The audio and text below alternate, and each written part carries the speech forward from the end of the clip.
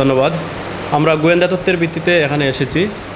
আমাদের বিজ্ঞ জেলা ম্যাজিস্ট্রেট স্যার আমাদেরকে পাঠিয়েছেন। এটা হচ্ছে আপনার ফরিদপুর পৌর এলাকার মধ্যে কাফুরা মাহমুদপুর এলাকা।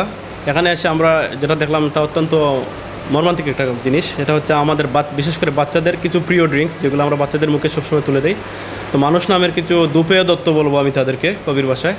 এই অমানুষগুলো হচ্ছে বাচ্চাদের মুখে ক্যান্সার সহ বিভিন্ন জটিল যে রোগ হয় এরকম রোগে আক্রান্ত হওয়ার মতো কেমিক্যালগুলো বাচ্চাদের মুখে তুলে দিচ্ছে।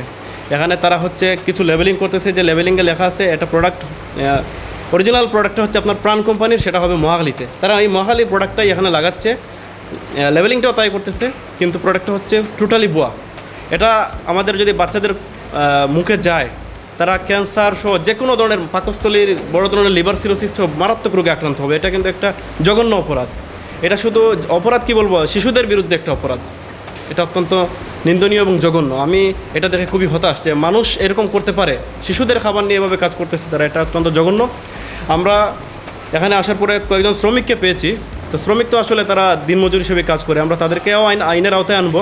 কিন্তু মেইন যে মালিক বা মেইন যে হুতা, তাকে আমি এখনও ট্রেস করার চেষ্টা করতেছি। যদি আমি তাকে পাই আইনের আওতায় নিয়ে আসবো, এখন আমি ট্রেসিংয়ের চেষ্টায় আসছি। যদি তারপরেও আমরা হচ্ছে তাকে রেগুলার মামলা দিব। তার যে পণ্য যেগুলো আছে বিনষ্ট করার মতো, এগুলো আমরা বিনষ্ট করে ফেলবো।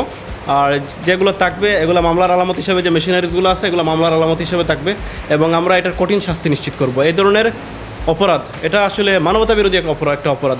এই যে শিশুদের মুখে বিষ তুলে দেওয়া, এর বিরুদ্ধে আমাদের এই অভিযানটা খুবই কঠিন হবে এবং আমরা কঠিন ব্যবস্থা নিব।